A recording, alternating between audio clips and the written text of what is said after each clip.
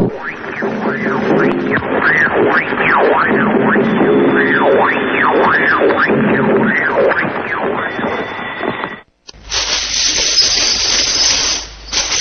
l'or, il est l'or de se réveiller. Monseigneur, il est 8 heures. Oui.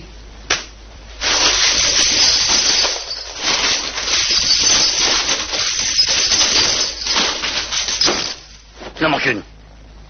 Vous êtes sort? Tout à fait ça. Oh, ça alors? Regardez sous le lit.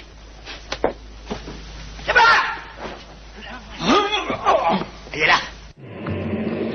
Bonjour à tous ceux et celles qui nous rejoignent sur ici maintenant.info. Vous êtes très nombreux tous les mercredis à nous regarder via Time, la télévision expérimentale du site de la radio, ou notamment sur 95.2, bien entendu sur la bande FM, ou via les dernières générations de téléphones portables, Ustream, USTREAM. Et une fois sur cette page, vous tapez Time, TIME, le temps en anglais. Pierre Jovanovic avec nous pour cette revue de presse. Je vous rappelle que vous pouvez la suivre, cette revue de presse, en allant sur le blog de Pierre directement.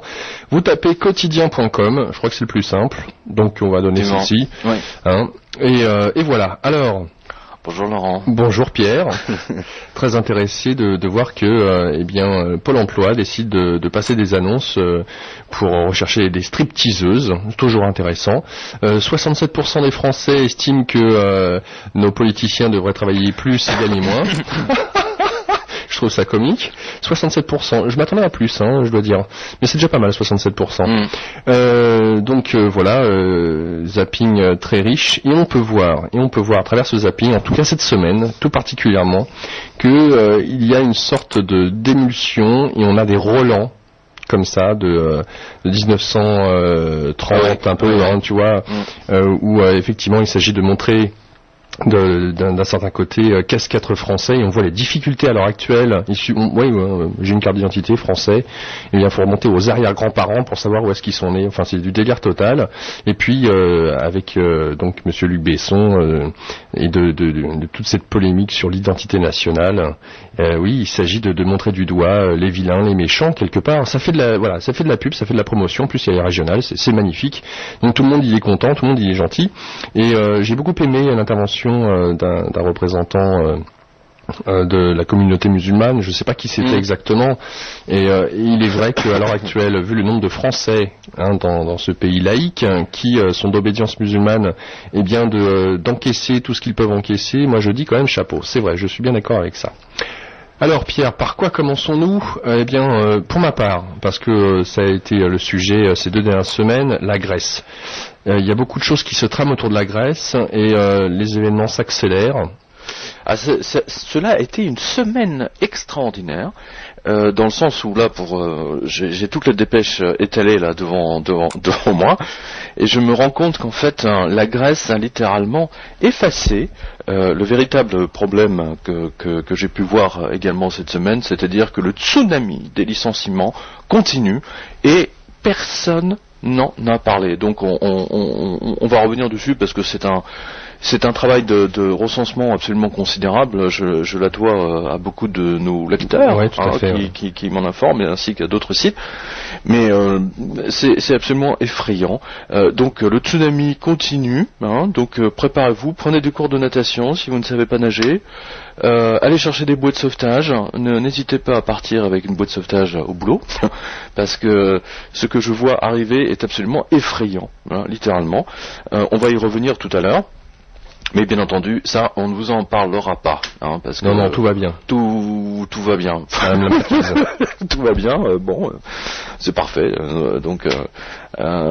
Et donc, la Grèce, elle, ça a été vraiment l'unique objet de notre ressentiment cette semaine, puisque tous les marchés mondiaux avaient leurs yeux braqués sur la Grèce. Et alors figurez-vous, c'est quand même absolument génial, il y a eu littéralement, les traders ont mis 8 milliards d'euros dans la balance pour faire tomber l'euro, et parce qu'en fait ils ont spéculé littéralement sur sur l'incapacité de la Grèce donc de rembourser leurs échéances, oui. n'est-ce pas, alors je dirais que c'est surtout hier après-midi que ça s'est un peu décanté entre guillemets. Alors je vais vous donner quand même parce qu'une bataille a été perdue hier. Ça aussi on une guerre en a pas parlé. économique. C'est la guerre économique. C'est quand même absolument stupéfiant. Et hier soir, donc en écrivant cette dépêche, il m'est venu une idée comme ça dans la tête. En fait, c'est une sorte d'analogie, c'est-à-dire que dans les années 30, dans les années 40, donc il y a eu une véritable guerre, c'est-à-dire une guerre mondiale, mais qui a été physique, c'est-à-dire donc ils ont vraiment pris leurs fusils, leurs chars, leurs bateaux, etc. Et puis ils sont allés au contact, quoi. Ils sont boum, on a entendu le bruit des armes. Eh bien là, c'est une guerre, mais c'est une guerre invisible, si je puis dire, où il n'y a pas de véritablement morts, sauf les seuls morts qu'on compte, ce sont les chômeurs. Et ça, il y en a, on les compte par dizaines et des dizaines de milliers chaque semaine, on le voit cette semaine. Et donc c'est les Américains qui font la guerre, donc là en l'occurrence à l'Europe, pour sauver leur dollar. Donc ça, bon, c'est pas nouveau, je l'ai annoncé ici, ça fait depuis 6 mois, 8 mois, je sais plus, enfin on en parle depuis maintenant. Ça fait un bon moment en tout cas. J'avais vraiment expliqué les tenants et aboutissants de tout ce qui se passe en ce moment, qu'en fait les Américains, la seule solution qu'ils ont, c'est de faire tomber l'euro, pour que tous les capitaux en fait fuient l'euro et retournent aux États-Unis dans le dollar. Alors évidemment. Bon. Alors, regardez ça. Donc là, Angela Merkel a été obligée de mettre le genou à terre. Ça y est, c'est fait, puisque donc ils ont rassemblé 8 milliards de dollars et cela s'est traduit, écoutez bien, sur les marchés par plus de 40 000 contrats. 40 000 paris qui ont été faits à court terme sur la chute de l'euro. Et ces 40 000 contrats, c'était uniquement au Chicago Mercantile Exchange, donc à la bourse de Chicago.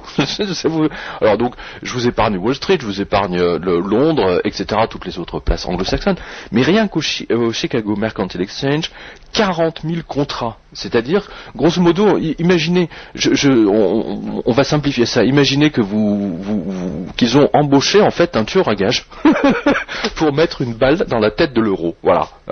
Alors là, en l'occurrence, ils ont embauché 40 000 tueurs à gages pour mettre une balle dans la tête de l'euro. Voilà. Alors, ils ont réussi, puisque, par exemple, monsieur José Blanco, donc le numéro 2 du gouvernement espagnol, a déclaré, je cite, « Il y a une attaque très claire contre l'euro et il faut y répondre. On assiste à des manœuvres troubles parce qu'il y a une résistance très claire au contrôle et à une plus forte régulation des marchés. Et tout ça, ça vient de ceux qui sont à l'origine de cette crise, les spéculateurs financiers internationaux. » Bam. Donc, je veux dire, c'est une attaque en règle c'est quand même pas n'importe qui, c'est vraiment le numéro 2 du gouvernement espagnol. Et donc les Allemands, parce que les Allemands étaient opposés. Je le rappelle, on en a parlé ici la semaine dernière, ils étaient opposés effectivement à un sauvetage de la Grèce, parce qu'ils commencent à sauver la Grèce, donc après on va sauver le Portugal, ensuite on va sauver l'Espagne, parce que l'Espagne c'est un véritable problème, c'est infiniment plus que la Grèce, c'est la Grèce puissance 10 quoi, quasiment. Donc les Allemands ont été obligés d'abandonner leur résistance et donc de donner leur accord pour un plan de sauvetage. Alors écoutez bien, ça c'est extraordinaire. Vous vous souvenez qu'on avait parlé ici de l'élection de Herman Van Rompuy, pardon. Oui. Rompuy, blablabla. Herman Van Rompuy, surnommé le Pygmée par Nigel Farage, et Barroso. Eh bien, ils en ont profité pour faire une déclaration géniale.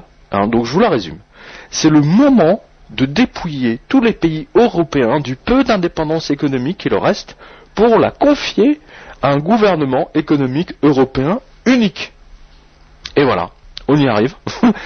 Donc c'est vraiment dépouiller donc tous les pays du peu d'indépendance qui leur reste c'est-à-dire le contrôle de leur Tout ce qui est économie, public, quoi, en plus, on va y venir. De toute façon, ça. Et donc on arrive effectivement à une sorte de gouvernement unique, c'est-à-dire qu'on est en train de recréer l'Union des républiques socialistes russes. Voilà, le USSR, c'est pas moi qui le dis en plus, mais je le dis aussi, hein, parce que depuis le mois d'août, je dis on assiste ici à un eurofascisme à la montée